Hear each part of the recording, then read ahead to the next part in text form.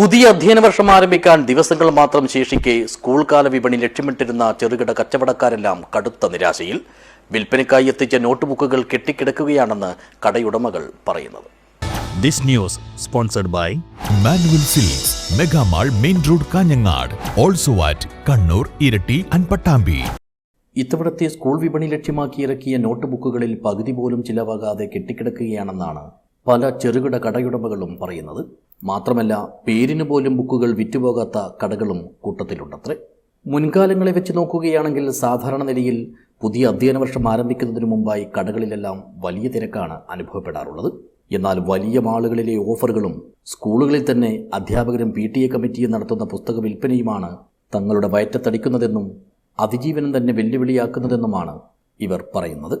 ഏകദേശം എല്ലാ സ്കൂളുകളും PTA അതുപോലെ ചില അധ്യാപകരും കൂടിയിട്ട് അവിടെ ശരിക്കും ഒരു കച്ചവടം നടത്തുകയാണ് സ്കൂളിൽ.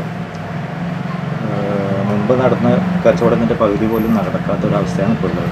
അതുകൊണ്ട് ഞങ്ങൾക്കൊരു Kerala book shop owners association ഒരു സംഘടന ഉപയോഗിച്ചിട്ടുണ്ട്. അതിൻ്റെ കാര്യങ്ങളായിട്ട് മുന്നോട്ട് പോവുകയാണ്. എല്ലാ സ്കൂളുകളിലും നമ്മൾ മുൻപത്തെ ഓർഡർ വെച്ചിട്ട് നോട്ടീസ് കുറച്ച് കൊടുക്കുന്നത് സംസ്ഥാനം ഒട്ടാകെ കൊടുത്തു തുടങ്ങിയിട്ടുണ്ട്. അപ്പം ഈ പ്രാവശ്യമല്ല, അടുത്ത പ്രാവശ്യങ്ങളിൽ അതിനുള്ള നല്ല റിസൾട്ട് കിട്ടുമെന്ന് നമ്മൾ പ്രതീക്ഷ. അതുപോലെ തന്നെ പുതിയ ഗവൺമെൻറ്റിൻ്റെ എല്ലാ സഹായവും നമ്മുടെ ഭാഗത്തേക്ക് ഉണ്ടാവുന്നതിൻ്റെ ഒരു പ്രതീക്ഷ കൂടെയുണ്ട്. തങ്ങളുടെ നിലനിൽപ്പിനെ തന്നെ സാരമായി ബാധിക്കുന്ന ഇത്തരം നടപടികൾക്കെതിരെ പ്രതിഷേധത്തിനൊരുങ്ങുകയാണ് ബുക്ക് ഷോപ്പ് ഉടമകൾ. പല സ്ഥലങ്ങളിലും സംഘടനാ ഭാരവാഹികൾ സ്കൂളിൽ പോയി നേരിട്ട് കാര്യങ്ങൾ ധരിപ്പിച്ചുവെങ്കിലും മിക്ക വിദ്യാലയങ്ങളിലും ഈയൊരു രീതി യാതൊരുവിധ മനസ്താപവുമില്ലാതെ തുടരുകയാണെന്നും കടയുടമകൾ കുറ്റപ്പെടുത്തുന്നു. അനേകരുടെ ജീവിതം വഴിമുട്ടിക്കുന്ന സ്കൂളുകളിലെ പുസ്തക വിൽപ്പന സംസ്ഥാന സർക്കാരിൻ്റെ ശ്രദ്ധയിൽപ്പെടുത്തുമെന്ന് book shop owners forum Kasargod ജില്ലാ പ്രസിഡന്റ് E. രാജീവനും അറിയിച്ചു. News bureau, Nileshwar.